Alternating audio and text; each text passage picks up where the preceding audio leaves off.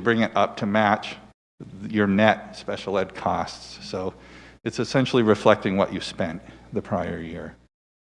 Transportation operating allocation, there's an allocation given, and if you come in below it, you get at least 90% of what you spent. If you come in high, you're capped at no more than 105% of what you spent. But if you're in the middle, you get the EPS allocation, and we are in the middle, so we get what they've calculated it should cost us to run our transportation budget. And then line A5 is a big one that we've talked about a lot. There's your reimbursement for the school bus purchases. So you can see this year we got reimbursed for 3 buses, and when we get this in February, you'll see reimbursement for 2 buses, etc. So each year you get the subsidy. You make the purchase, you get the subsidy the following year.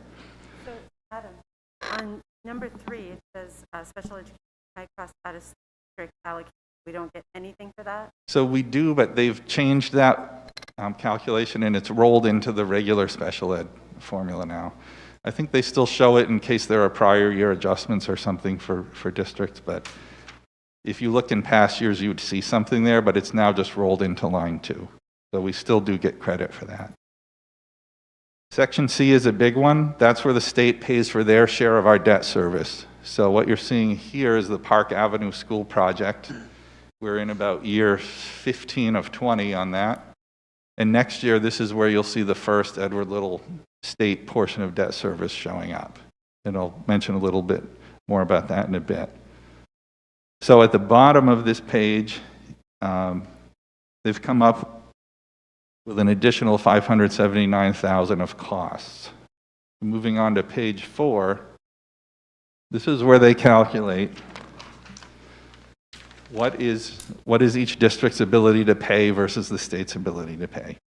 And so they take the total cost of EPS across the state, they factor in the valuation of the total state, and then how much resources the state has to divvy up for the year. And they calculate a mill rate, and each district is expected to pay that mill rate against their valuation.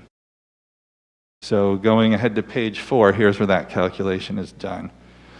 So they take the 3-year average of Auburn's valuation and multiply it by their calculated mill rate of 8.18, and that's where they come up with the what they would call our ability to pay, or our required local share of about $16.2 million.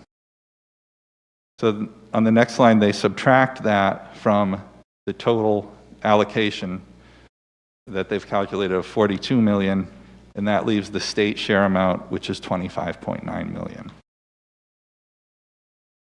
The next page is where they do some other specialized adjustments, and we do have one that I want to point out to you. On line 8, we are a member of a regional service center with Lewiston, SAD 16, and SAD 52.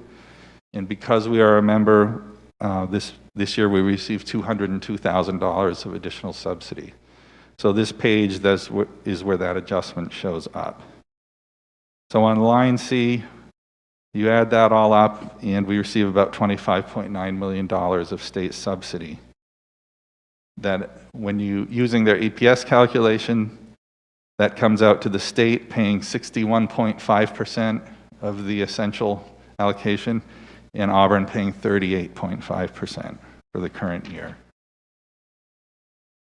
Page 6 is just the schedule of payments of when we receive those subsidy checks. We get them once a month. So I know that was a lot and that was a whirlwind. Are there any questions on that section?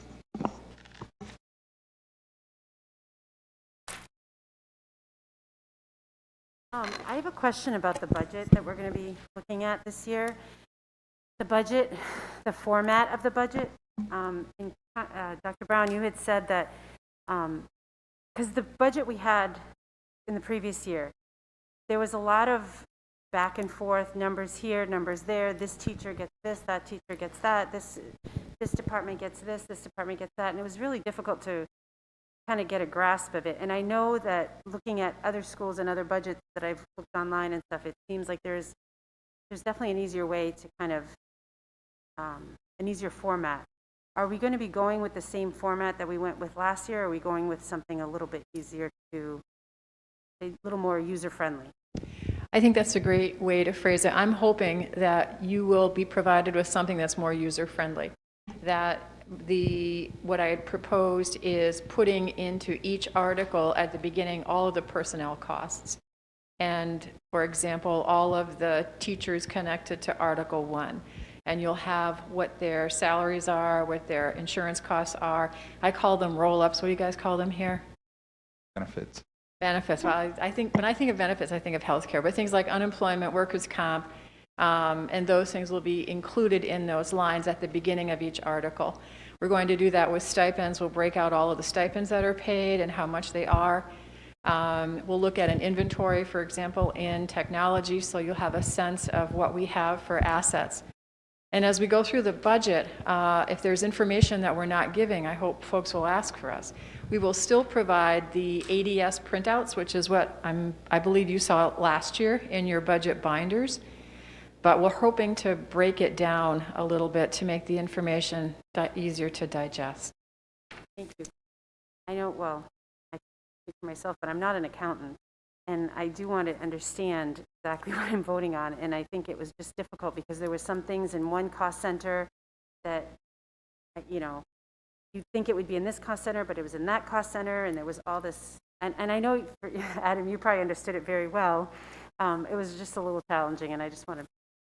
Yeah, I think, Pam, what you're referring to is I made some corrections and moved some things from one cost center to the cost center where they should actually be. So I hope there won't be as much of that this year, but okay. I think, as I've said before, if I do find something that should be fixed, I will fix it, but I'll try to, explain that and walk you through it if that does happen.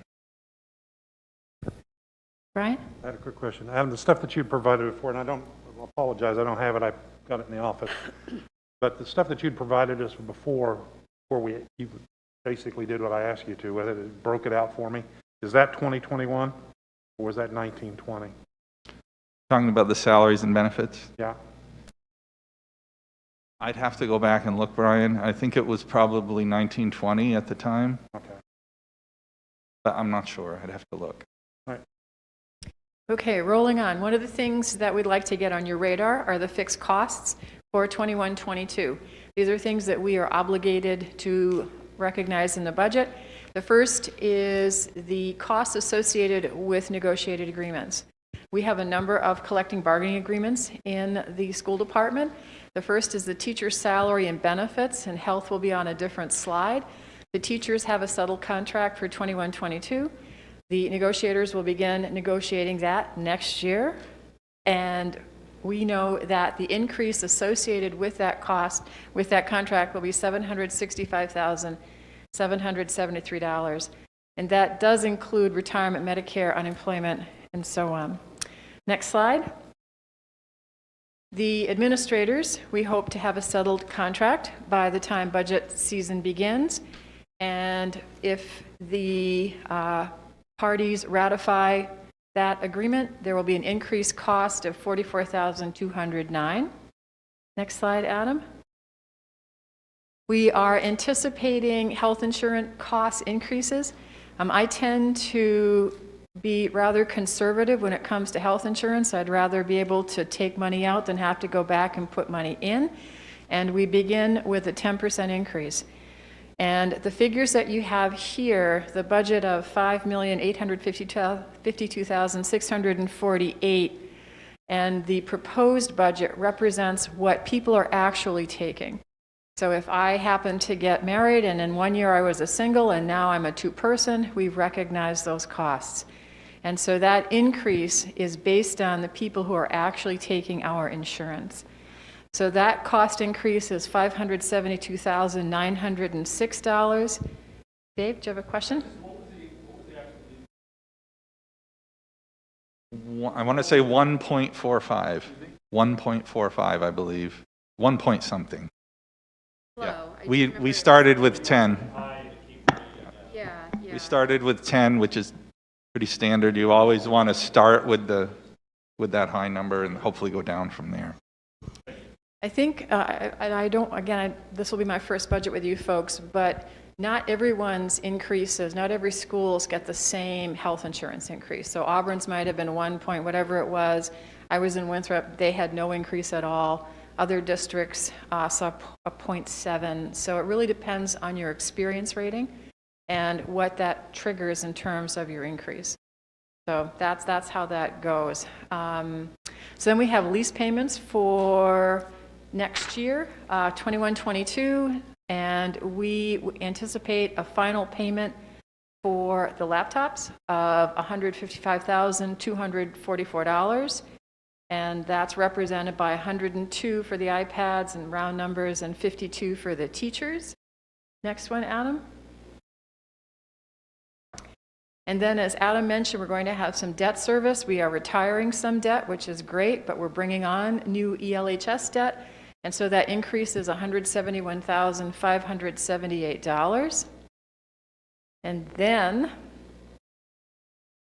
so if you add it together, this slide represents the fixed cost increase. Right now, we're at $1,709,710, which is approximately a 3.7% increase that we know are fixed costs that have to be recognized as part of the 21-22 budget development. And I think that's the last slide. Is that right? That's right. So I think what would be helpful to us at this point is to hear from you. And you've heard a little bit of presentation regarding the 279, how a lot of our revenue is driven. You've heard some fixed costs. And what we are hoping is that you'd help us learn what your parameters might be. All right, so we'll open it up for discussion at this point. What are your thoughts? What are your comments? What are the ideas bubbling in your mind? I think for me, right out of the gate, just knowing that this is, so when we look at a 3.7, that is in addition to the number that we have for this year, right? So we're looking at the 2021 budget. So there's that number. And this is a 3.7 increase over that 2021. Right, and correct. just to be clear, those are the known fixed costs at this time. So that'll go up when we know ed tech, secretary, all other staff. But we wanted to bring you the numbers that we know at this point in time. Okay, all right. So these are known. So this does not, and I just wanted, there was a lot of information, so it's kind of banging around in my head. This does not, we're negotiating a new teacher contract for next year. This does not include any of those. It does. We have sorry. a settled agreement for 21-22. Those costs are included in the information that we gave you just now. Okay, What Adam said is that we have an ed tech contract that is yet to be negotiated, and those costs would be in addition to what was presented. We have the custodial and maintenance contract that will be negotiating starting in December, so those costs would be in addition to the ones that you saw this evening. But the teachers have a settled agreement for 21-22. okay, all right, thank you. All right. Conversations, discussions, thoughts? We thought last year was tough. I think this year is going to be, yeah, even a little more complicated. Yeah, even more tough. Adam, what was our budget last year? I can't remember exactly. Give me a sec, I'll pull it up. Okay, for the 2021. Do we have any direction from the council where they want us to come in? That's a great question. Perhaps I would defer to the liaison with that question. We're going to be starting a meeting here in the very near future in regards to that. I can tell you what several of the council members have said is we're starting at zero and working our way down, not up. So Okay. everything is on the table. Everything is already on the table with us. Talking staff, so. Okay. All right. Pam, I have that number, 45.8 million. So this would be a 3.7%, well, at least now, so it'll probably be a little bit more. Right. on top of 43.4, right? What's our current enrollment against, like on the first section, pending client? We know what our current number would be? I would have to check with Peter. I believe it's right around 3,400 students. Yeah, I know it's down from that number, Dave, but I don't know the exact number. He's still working on certifying that for this year.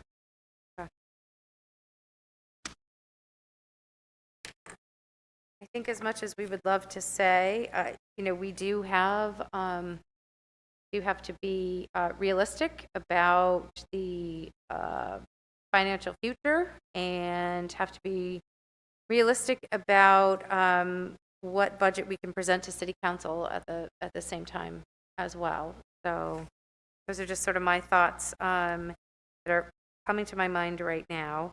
Obviously, salaries are, you know, thinking about the understanding how to absorb 3.7% increase that we have right now, but still coming in.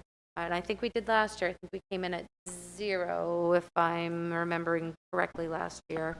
Yeah, and just to clarify, it was we're talking 0 to the local. We came in at a 0 increase on the local, Right. which was the third straight year we had been at 0 or below. Right. So everyone's aware of that.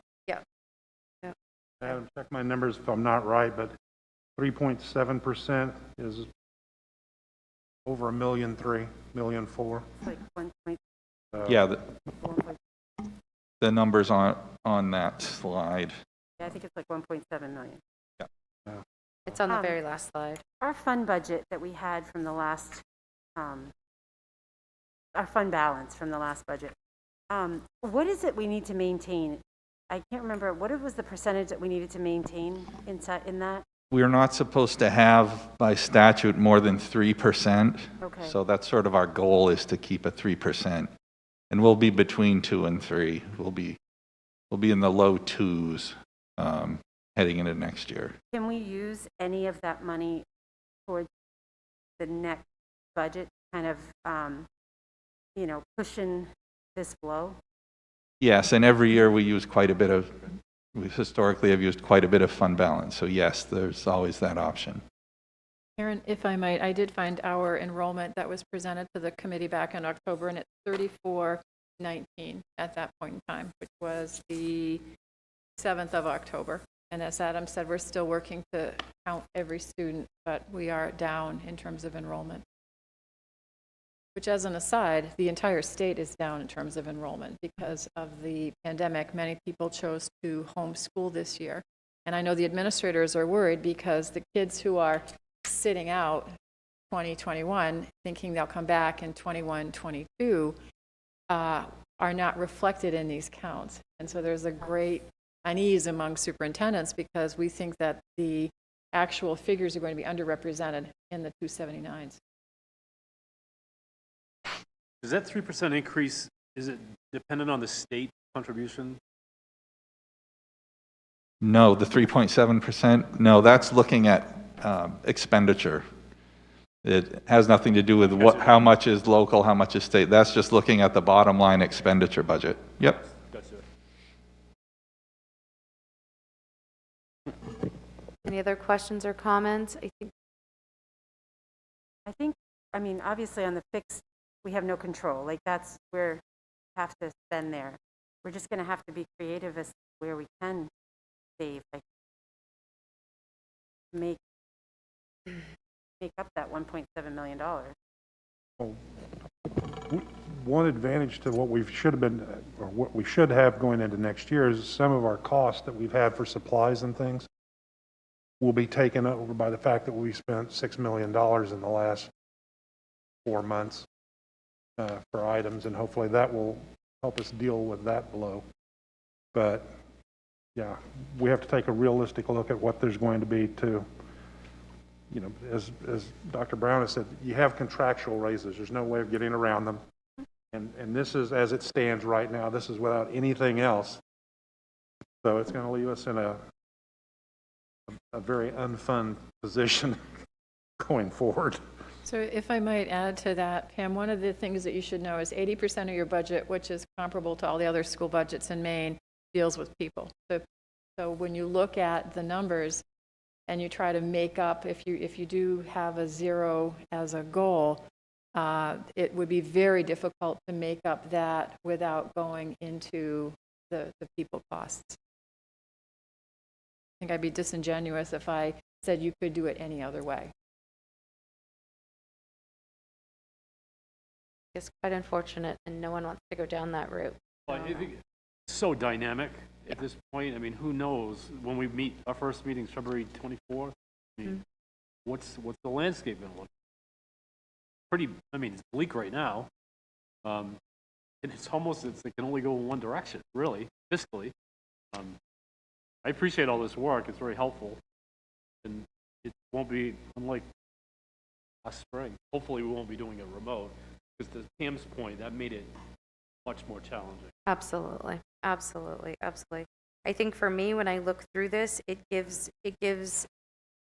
it back to the forefront of my mind, all the work that goes into creating the budget, all the work that needs to be done, and it was a line by line. I really, I'm thinking back to last year. It was line by line, making sure the money was being spent to support the students in the best way that school department could allocate it. So, we need to continue down that road. These children still deserve a phenomenal education by staff that can provide it for them. So, I hate to say do the best you can with what we've got, but that really, I think, comes down to it. And we are still a little bit of ways out, but I think it's important to know that what the council is looking at sort of gives us some direction on the school side as well. So, any other final questions, comments? I think this is great. It was really very informative. Very helpful. Thank you. I got one more, I'm sorry. Absolutely. Go ahead. Adam, on the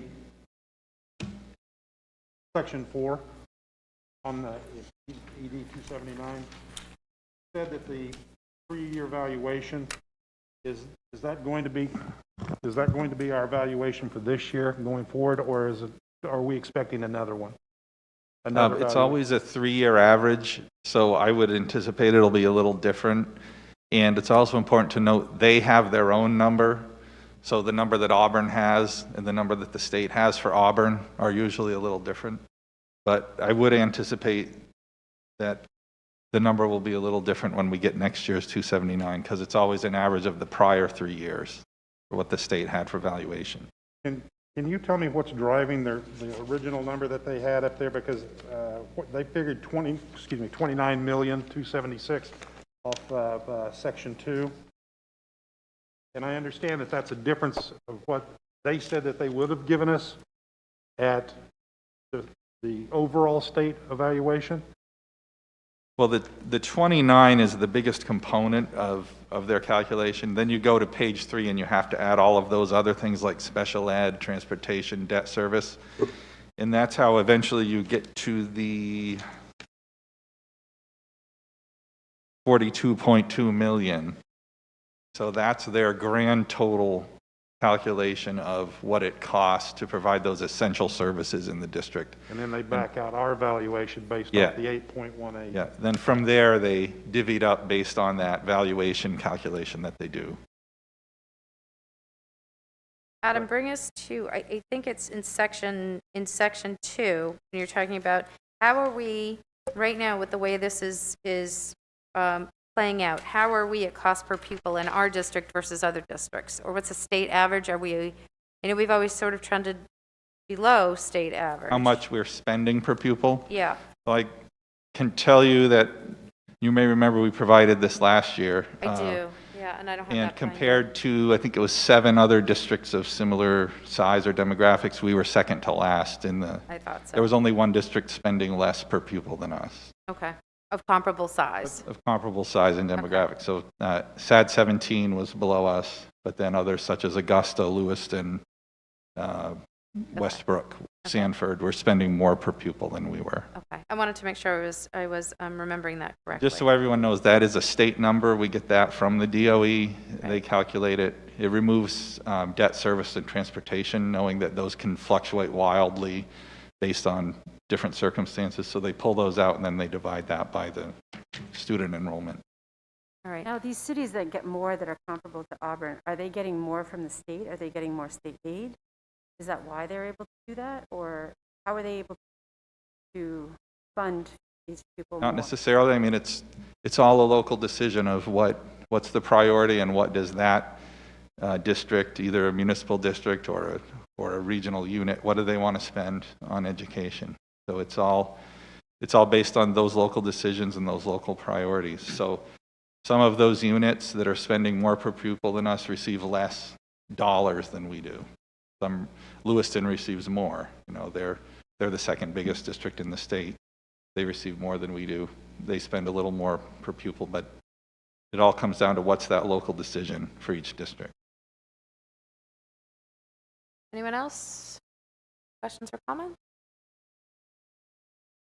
All right, seeing none. Thank you again very much, Dr. Brown and Welcome. Adam, for all this work. Thank you. It's very helpful. We'll start the budget binders going, everybody. Parameters? Questions on here? What I have heard so far is that the council, deferring to Mr. Carrier, is looking at a very modest to no increase at all. So for me, in terms of parameters, Dave, it looks like the ceiling is the budget that I have right now. Is that about right? As I said, because from the council point of view, I mean, there is literally nothing that we're not looking at. But like we've said, you know, majority of our budget is personnel.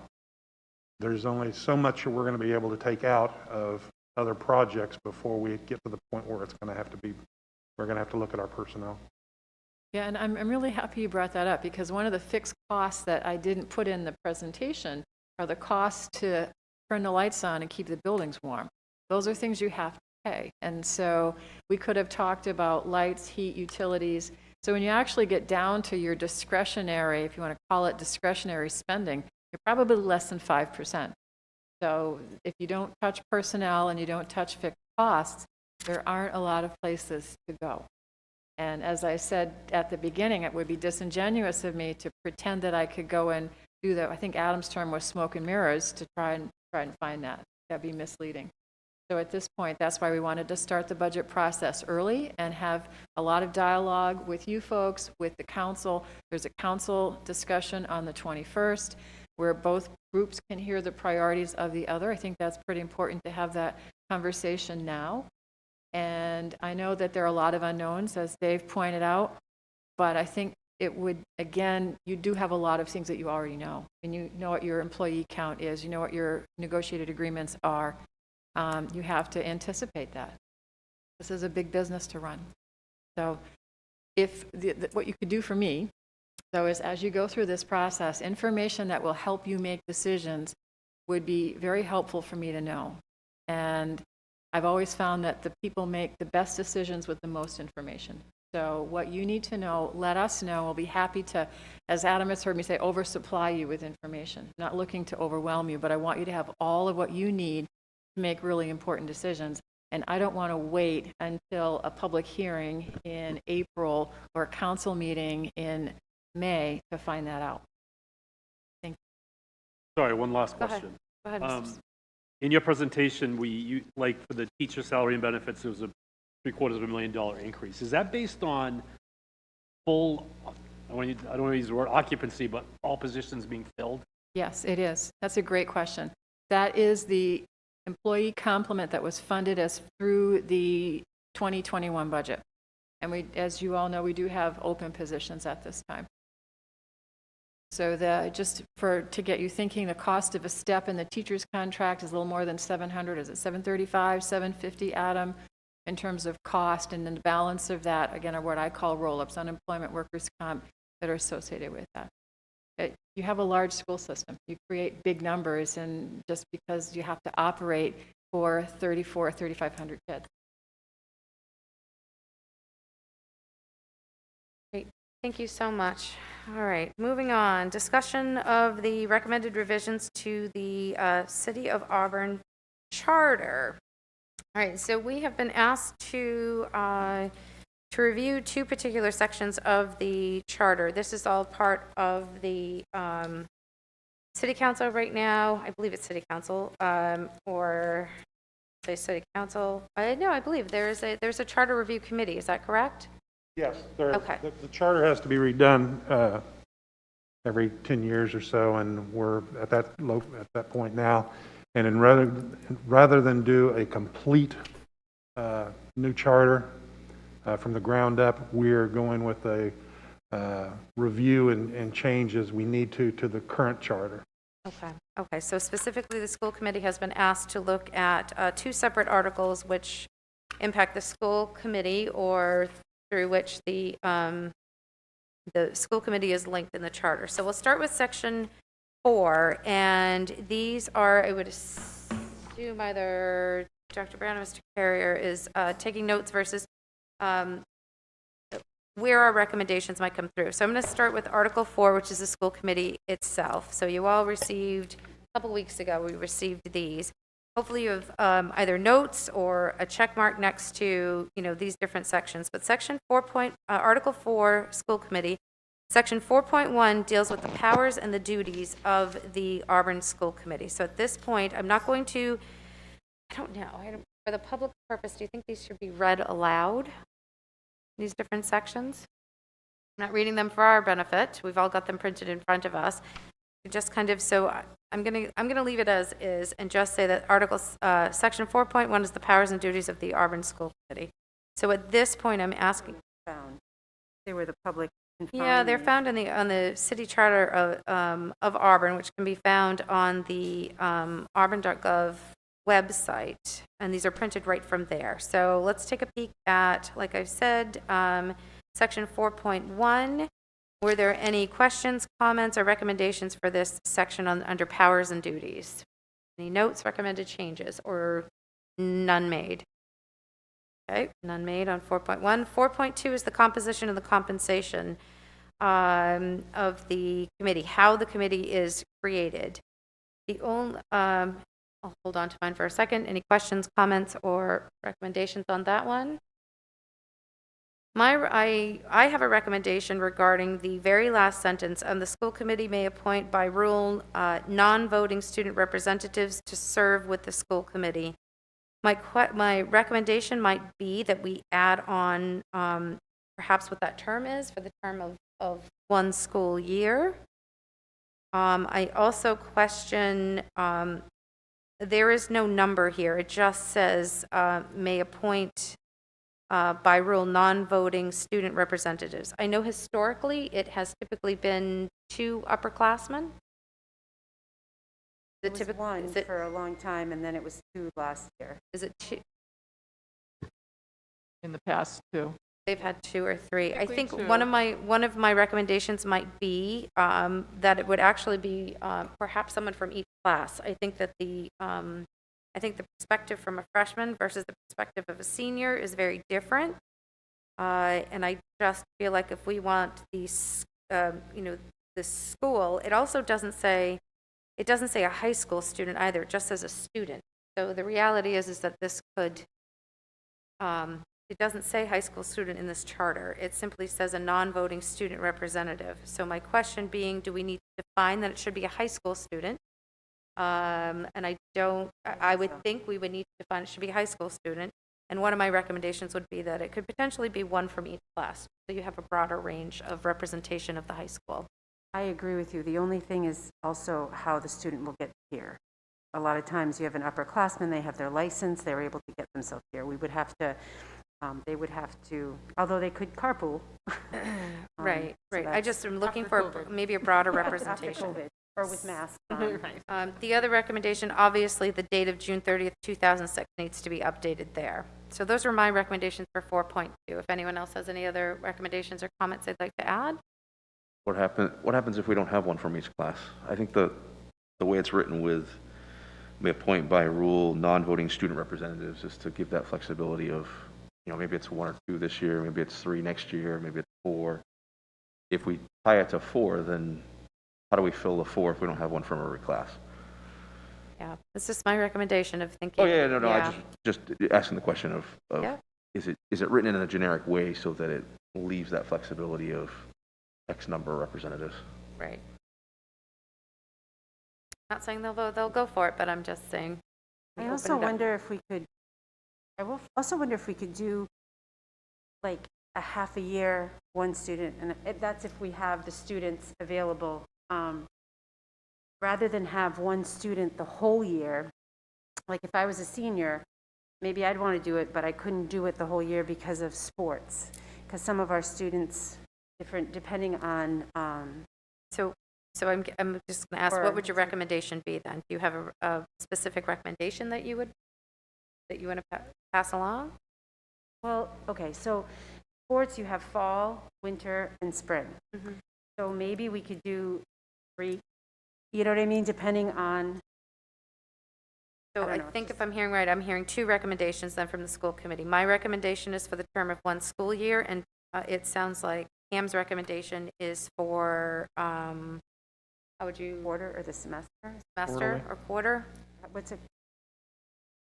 Okay. All right, and then obviously the date of June 30th.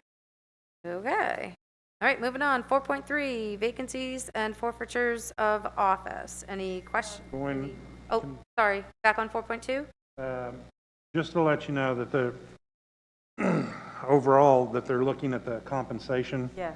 for all the different boards. Okay. If you've got a want list for that one, you might bring it up, otherwise you're going to end up with whatever the council. I know, and I was Coming up thinking, rather than spelling it out as a specific compensation, we could just write compensation instead of having to spell it out what it is. What they're looking at right now is they're trying to balance it across the, the cities that are communities that are our size, trying to get an idea of what they pay their school committee versus what we pay our school committee. So instead of putting it in the charter, what we get, it could be pay by order rather than by spelling it out. I believe so. I believe so. Just right. Yep. Okay. Any other questions or comments on that 4.2? Okay, 4.3, vacancies, forfeitures of office. Any questions or comments on this one?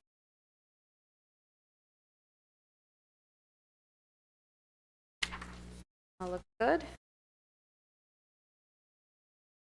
Okay. Section 4.4, meetings. It's not stated in here, we have a minimum of 2 per month. Does it need to be stated in here? That would be one of my recommendations. Anyone else? What we do now. Okay, yeah, a minimum of 2 per month. All right, quorum, section 4.5 is quorum. Questions, comments, recommendations on that? As is? I don't want to move too fast, but I want to move fast enough to keep it going. All right, 4.6, records. Is that a written record of the meetings, or is it the? It's keeping the meetings, it's the, when we get our onboarding package and all the minutes are behind it, that has to be public, that's a public record. So it's, Is the video, what is it on YouTube? oh, and the YouTube channel. There it is. Oh, that's a great question. You want to make a recommendation of how long they need to be? You don't need it to have it there, but it can be assumed that's part of the record, I think. Anyway. Okay, I'm not sure if it needs to be part of the charter, but how are video recordings Archive. considered or archived as part of this keeping records? Okay, thanks, Dave. Voting, the next section is 4.7 on voting. Voting, this one, this is the one that a little bit of some confusion with this one as far as it states right now that a roll call vote shall be taken on the passage of any order or resolve when requested by any member. Any action by the school committee should require at least 4 affirmative votes. However, in the event of a tie, the measure fails. So my question, no, this one's, I think this one's okay, 4 affirmative votes. So my question being with voting, if for some reason where there are 8 of us, you need at least 4 affirmative votes. So we would need at each meeting at least 4 people would need to attend I know, that's the thing that, the meeting. Or we can't hold a meeting unless the majority of us are here. I think that's what I'm getting a little stuck on right there. But Yeah. if isn't there's there 8 of us, wouldn't it be 5? have to be would your 5. quorum. 5 plus 2. I s-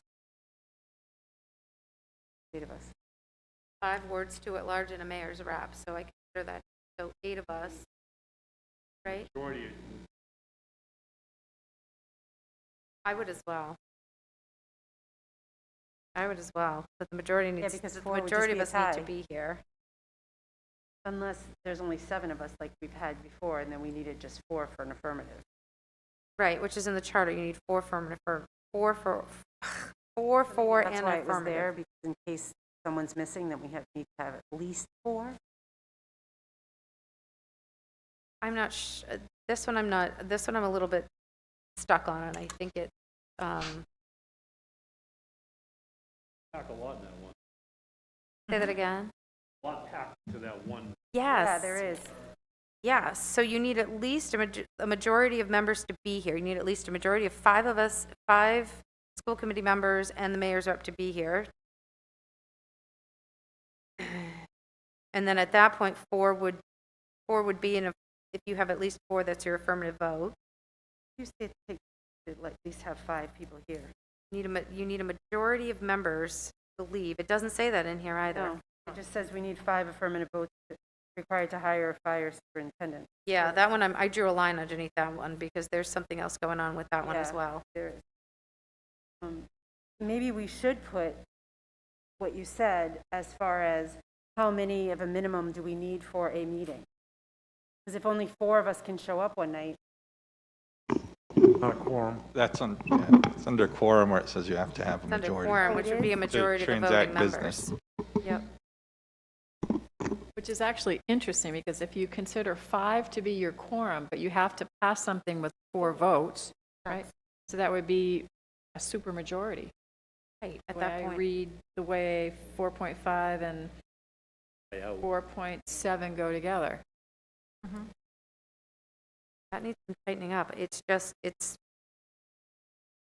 We got hung up on the language because ours is similar when it talks about the council. And it would have said, put a small number may adjourn and compel attendance of the missing members. So it's like, So our well, if they're not recommendation, here, how are you going to compel them to be here? right, so our recommendation to the charter committee is to clean this one up a little bit. It definitely needs some more definitive language in here. An action by the school committee shall require at least 4 affirmative votes. And if there are 5 of us here, in order for something to pass, 4 would be, but if all of us were here, 4 would be considered a tie and a fail. but it says at least 4, Right.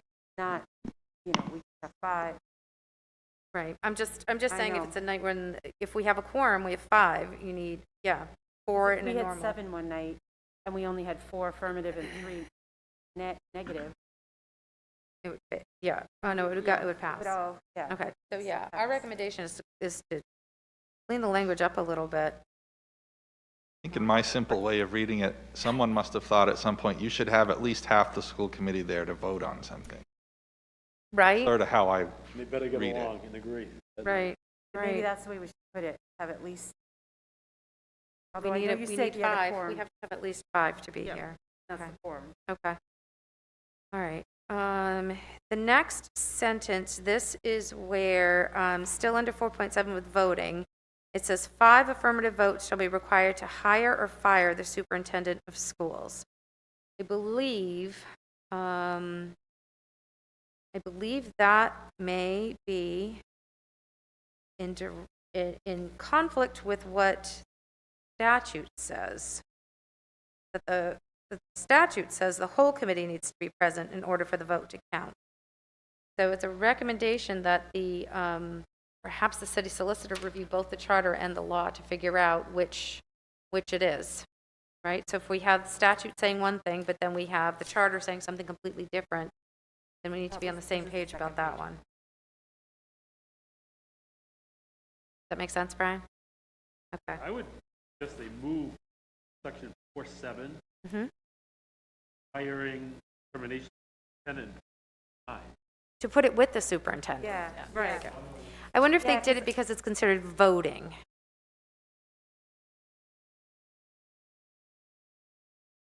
But to put it in and combine that, because it has to all do with the voting of, it all has to do.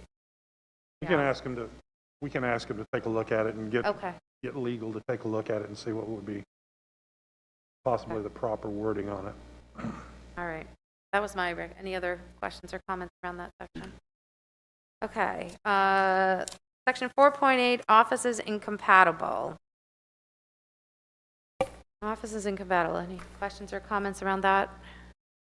None. I think for me, it's that second piece, that no former member shall hold any compensated appointive city office or city employment. So if I'm to understand this correctly, if I have served on the school committee and my term ends, in December, and in the summer, I have the opportunity to be employed by Public Works, or be employed by the rec department, or be employed by anything within the city that doesn't necessarily have anything to do with the school, I can't apply for that position? Is Correct. that what this means?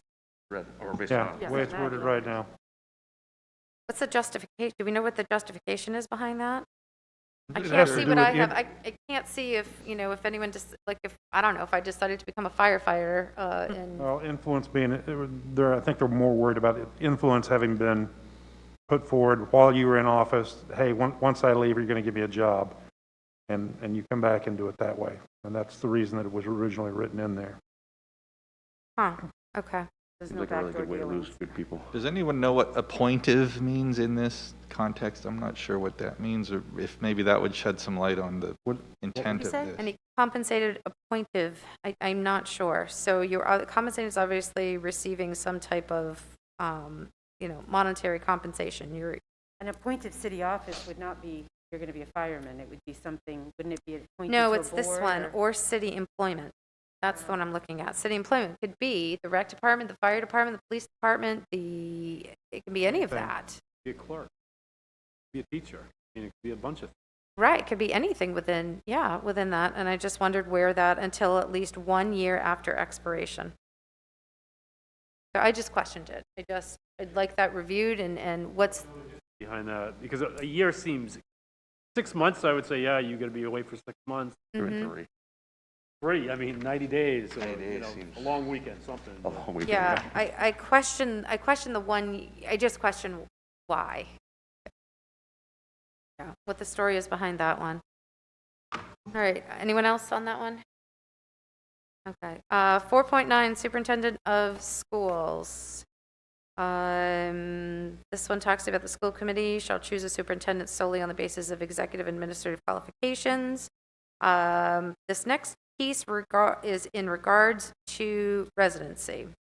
That at the time that they are appointed or hired, they do not need to be a resident. However, they need to be a resident of the city during the tenure unless otherwise approved by the school committee.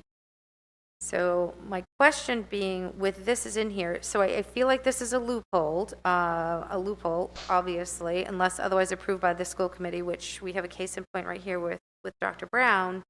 But I just wonder if having something like that in the charter will impact future searches for someone who may want to look into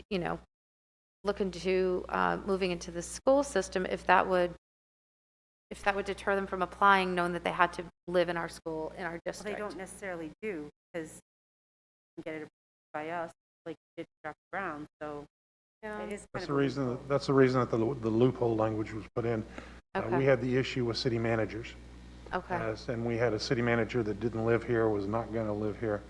So they put the loophole in there so that you could actually have somebody that's not currently a city resident. I feel like kind of covers, don't, I mean, And there's precedent, too. I mean, yeah. Right, that's what I know there's precedent, I just don't, like, as I look forward, if it will impact future searches, but if the loophole has to stay, then that absolutely has to stay. Okay, great. All right, that's all for Article 4. Anything we missed in that one? Nope. All right, next, Article 8. There are certain articles we're going to look at. Article 8 is financial management. We're going to look specifically at 8.10, 8.11, and 8.16. So 8.10. How about 8.9, capital program? City manager and Oh, superintendent of schools schools missed will that one. jointly Yep. prepare, submit. Yep, meeting. sorry, missed that one. Capital program, submission, any questions, comments, or it talks about the city manager and superintendent of schools shall jointly prepare and submit to a joint meeting of the city council and school committee a multi-year capital program. No later than a month before. Questions, comments on that one? All right, seeing none. 8.10, action on the capital program.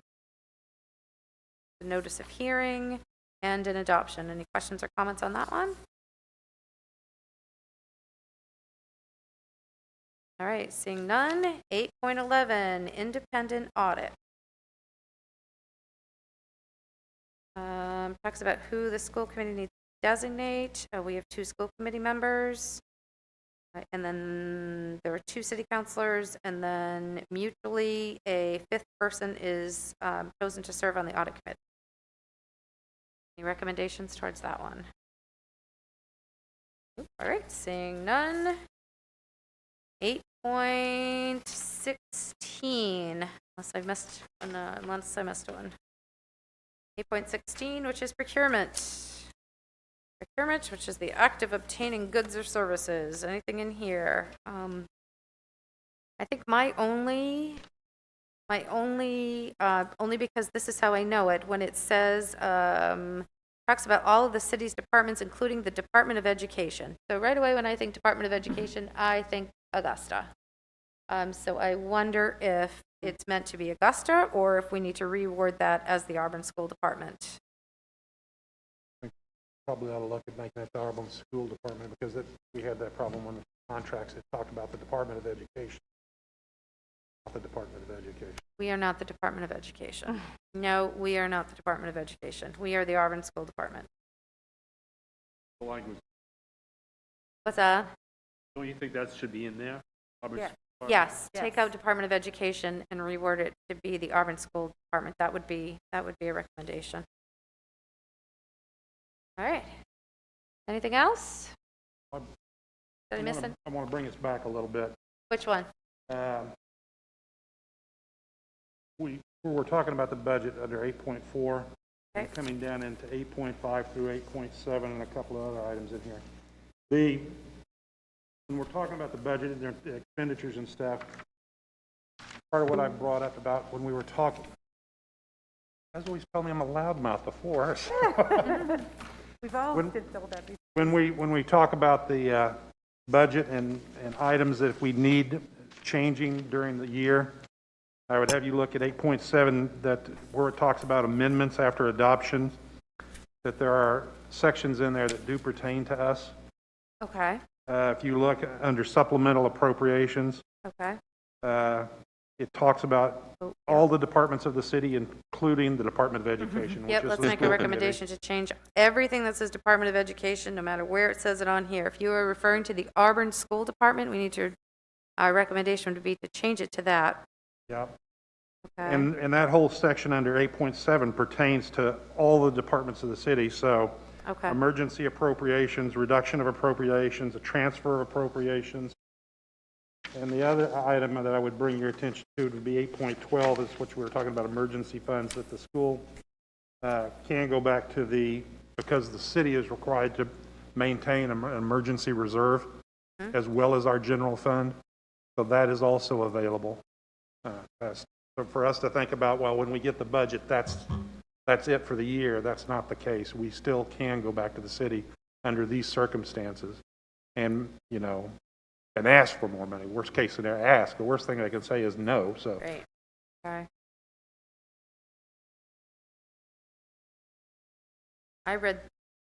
Personally, I read through these. I didn't see any changes that I would make, but I'll give you a moment if it's not something that you brought your attention to. Do we want to put language in there that the superintendent would be part of that process, these processes, if there's a reduction? Do you know what I mean? You want to make that, absolutely, if you want to make that recommendation, sure.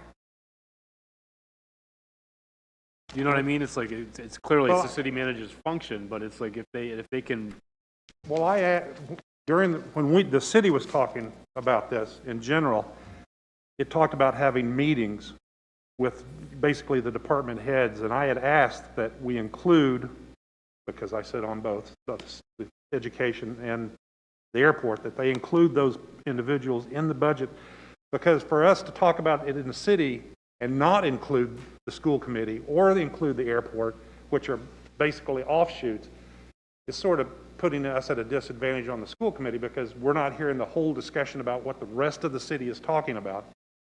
And having that knowledge going in helps us out. And Bill said that he was going to include you in all of that coming forward. Plus, we'll have our regular meetings. But it's very important for everybody, you know, when the budget people come in to sit down and start talking about this, and Phil starts putting all this information out, I think it's very important for the school superintendent or chair to be there so that they have an understanding and they see what the city's doing, so that they can have the information coming back to us, not just me doing it.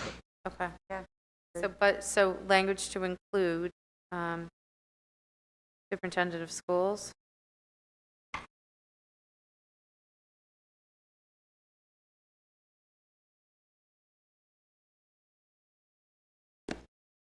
What was the other one, Brian, that you brought us to? The emergency fund reserve, 8.12? Okay.